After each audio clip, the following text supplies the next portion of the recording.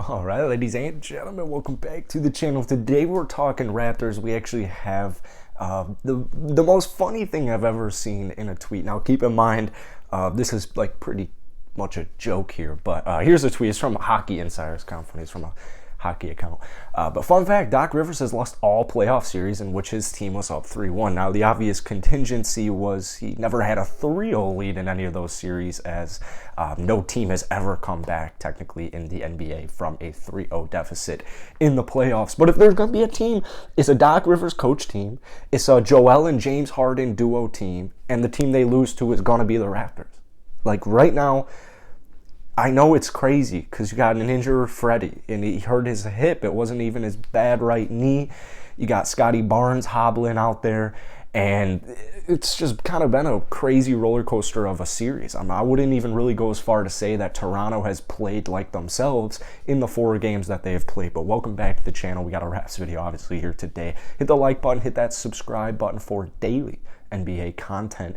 And yeah, so we got game 5 tomorrow against Philly. And here's one thing I want to factor in. I know it's against all odds. I know Philadelphia is a really talented basketball team, but personally, I don't really think Philadelphia has played all that great as well. This has been a really gritty, a really grindy, a really physical matchup so far. And I'm just saying, James Harden isn't playing that great. They figured out, hey, if you double, triple, trap Joel Embiid with a bad right thumb, he's kind of effed. And if you can limit Tyrese Maxey, you can limit Tobias Harris, you can play good defense, and you can limit your turnovers, you're going to be in the game.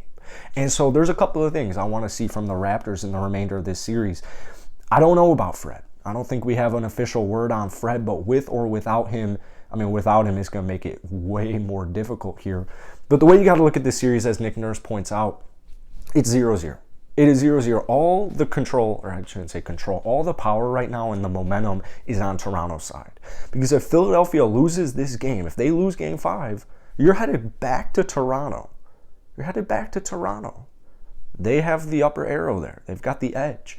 You win game 6, anything can happen in game 7, especially against the Philadelphia 76ers in the first round of the playoffs, as all Raptors fans are fully aware of. So I need Siakam to be Pascal Siakam. This guy's playing at an all-NBA, clearly all-star level right now. And in game 4, man went off for 34 points, 8 rebounds, 5 assists, a steal, 2 blocks, got to a free throw line, made a 3, was efficient shooting. He did everything. Played good defense. This is what I want to see. I want to see him getting downhill. If Philadelphia makes a turnover, which like in game 1, they did 4 times. If you're playing good defense and you get a turnover, push that ball downhill. I'm sick of seeing Siakam getting clamped up by Tobias Harris because you got Joel Embiid lurking in the paint. So he's kind of getting double-teamed. Got double-teamed a lot, actually. But, nothing's working. He can't really get into the paint because you got 2 big bodies down there, kind of fades away. That's a good move in the arsenal, but it started to get a little bit overplayed in the middle games of the series. So need Siakam to be that leader, man. Now, I know Siakam probably isn't the number 1 option on a championship-level team. Personally, I think that's good. Siakam as a second option. Could you imagine Siakam as like the 3rd option? That team's unbelievably talented. Number 2, OG Anunoby, Gary Trent, they both have to play well. Both of them have to play well. There's no ifs, ands, or buts as far as playing well. OG Anunoby had a horrible, miserable first half. He shot like 1 of 10, playing good defense. Gary and OG, they're going to play good defense. So I feel like that's more of a given. But with Gary, last game, finally looking like he's getting healthy from that non-COVID illness, 24 points, was shooting a little, he shot 3 of 10. I wouldn't even go as far to say that Gary Trent Jr. had a phenomenal offensive game. Got the job done 100%. He put the ball in the bucket enough times to make a huge impact. But OG Anunoby, 11 points.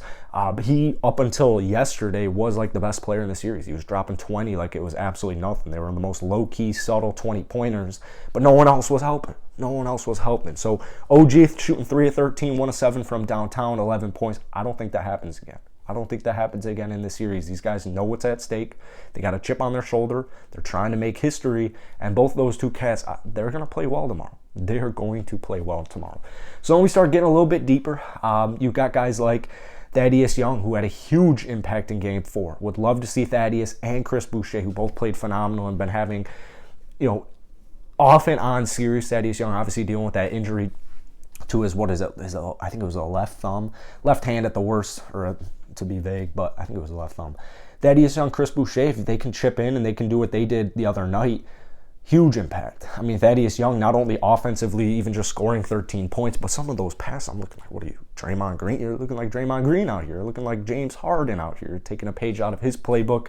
If you can get double digits from them, good defense, and facilitating that ball, getting rebounds if I'm Chris Boucher, getting blocks if I'm Chris Boucher, Thaddeus doing a little bit of everything, you're looking pretty. Precious Achiuwa, another guy, another critical guy, another guarder on Joel Embiid. Need to see him have a good game. And then obviously we got Scotty Barnes. Now, Scotty's another mystery. It's been kind of the running theme with the Raptors this season, is just never really healthy. So Scotty, man, when he went down with that injury, or when he went down, looked like he retweaked his ankle. I thought that was it for the season. I'm like, all right, that's the last we see of Scotty Barnes. Came right back out there.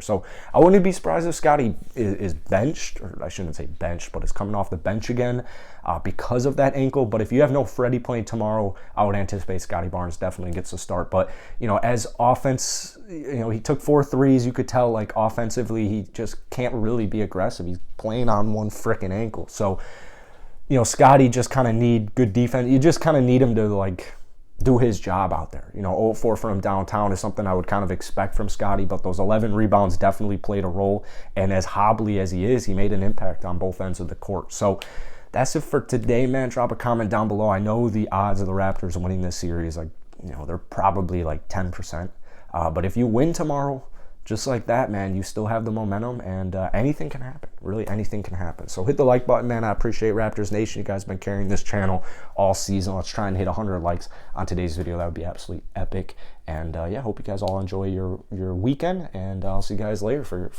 see you tomorrow for Game 5.